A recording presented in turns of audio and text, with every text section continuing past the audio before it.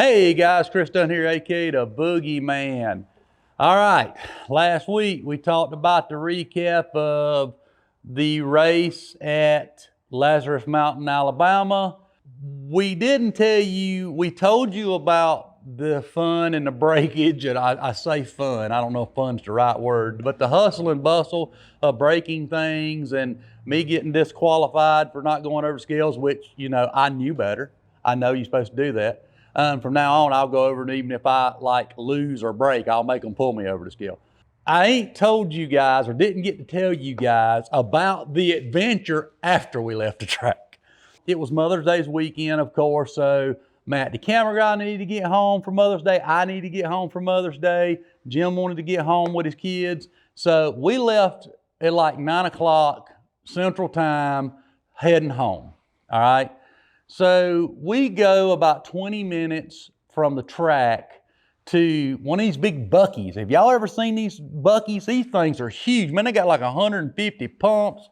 I mean, it's like a Walmart gas station. I mean, it's freaking huge. So we pull into the buckies. I'm going to top the fuel, top off the fuel. The guys are going in and grab something to eat. Matt's going to pick me something up. So I'm fueling. I ain't think no more about it. Well, then this older style toter home comes in, and they're over the next lane. And we're the only ones. We're the only ones on this whole row. We're all by ourselves over here. This thing's so big, we're just over here by ourselves.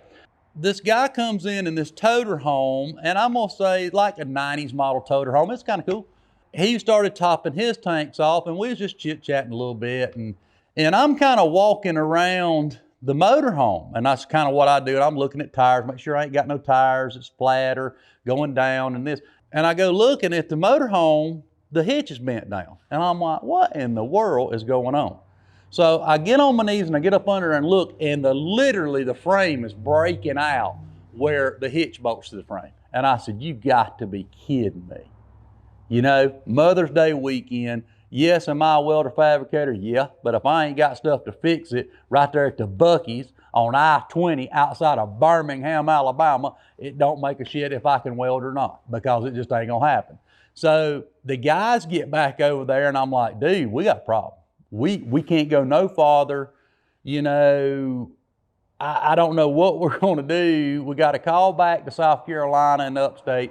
Some friends, somebody, it's about 10:30 their time. Can somebody come in a dually 3.5 hours to get us, 4 hours to get us, to pick the trailer up so we can start heading back home. This is where this story just gets so cool. And I'm just gonna tell y'all. So I mentioned the gentleman beside us in a toter home, and he didn't have a trailer behind it now, it was just a toter home. While we was fueling before we found the hitch bent, me and him was talking, and then he said, what you guys do? I said, well, we run, we drag race a gasser. And so I'd opened the door up and showed him the book, and he said, I drag race motorcycles. And I said, oh, okay. I don't think no more about it. And we just chit-chatting, talking about it. He said, well, I'd come up from Montgomery. He'd been drag racing that Saturday in Montgomery, and he had just come up to look at a car, a Pro Street, about buying it and carrying it home. He was going to rent a trailer if he liked the car, and carry it back home. And he said that he was from Greensboro, North Carolina, and he had his daughter with him, and they was heading back home. And I said, okay. And he said the deal just fell through. He didn't know. He said just one of them internet things just fell through. I said, okay, that's cool. And that's when we was talking about that when I found the hitch was screwed up. We're going to move the motor home. I done told the Buc-ee's people, hey, we're going to be here a few hours, bear with us, and we're going to get this thing out of there. Then Jim comes back to me when I go to move the motor home. He says, hey, he said, this guy wants to talk to you. So I get out of the motorhome, and it's this guy, the guy with the toter home. He says, listen, I'm going right by, because we live in Anderson, South Carolina, which is right on 85, right when you cross into South Carolina from Georgia.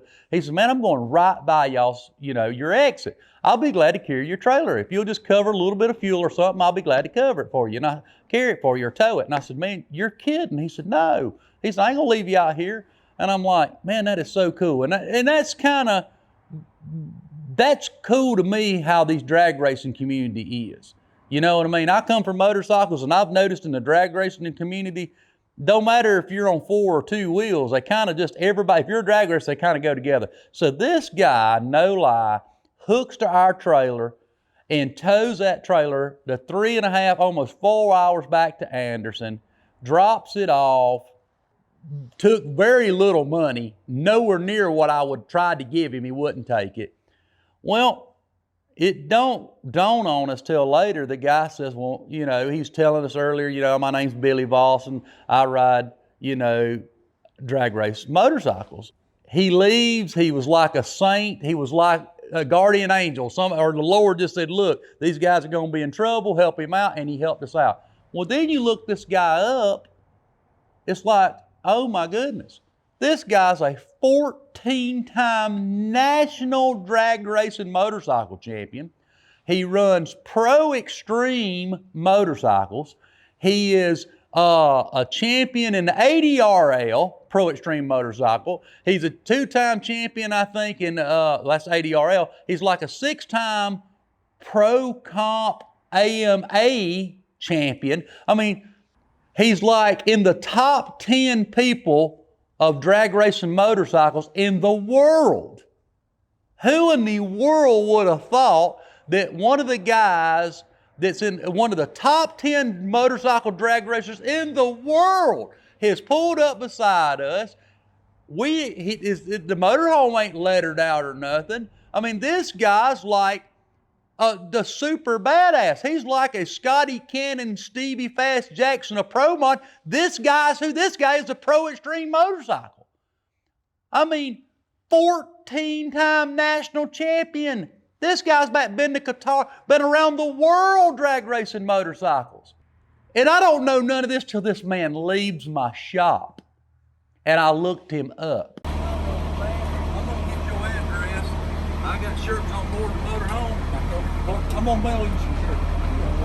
Get your address and mail you some stuff.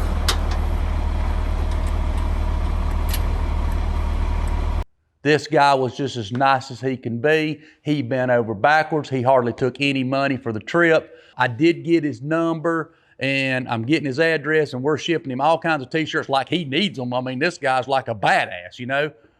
But the moral of this story, and the reason I wanted to tell this story, for 2 reasons. Number one, check your damn frames on your motorhome. They're not built to pull all the weight we put them. They crack in their brakes, so you better be checking them. I promise you I'll check mine now every time before we leave to go out of town or go anywhere. I'm going to double check that.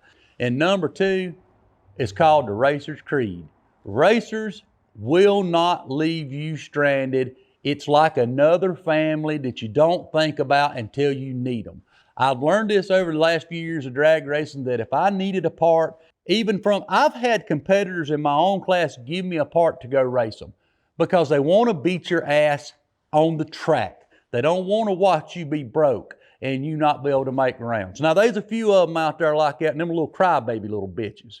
You hear me? But the true racers want to beat you on the track when you're at your 100% and they're at their 100%, and that's when they want to beat you. And I've learned that these guys, especially a lot of the drag racers, the dirt bike guys was kind of like this too. If they had a part and you needed it, they'd help you. And I see that the drag racing guys are the same way. Like I said, what's the chances of us stopping at a Buc-ee's at 9:30 Central Time, 5 miles out of Birmingham, Alabama, or 10 miles out of Birmingham, Alabama, and me being there for the 2 seconds, I start pumping fuel, and Billy Voss, a 14-time national motorcycle champion, one of the renowned top 10 motorcycle drag racers in the world, pulls up beside us. We don't know who he is.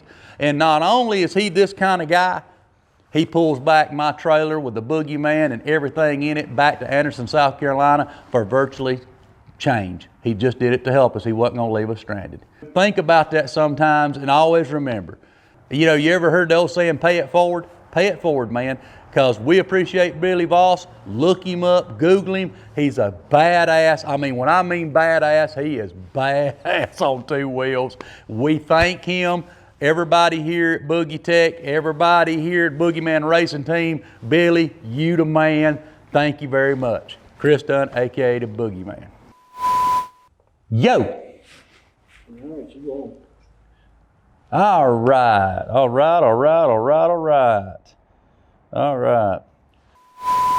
and this and that and whatnot. And I noticed a hitch sagging on the motorhome. And I'm like, what in the? I was fixing to cuss, Mom, so I caught myself on that one. I was fixing to cuss, but I caught myself on that one. I'll pull your trailer home. That's a right there. Hear how loud the vehicle is? This guy is like one of 10 people that's hold on. I don't know how to word this. Give me a second.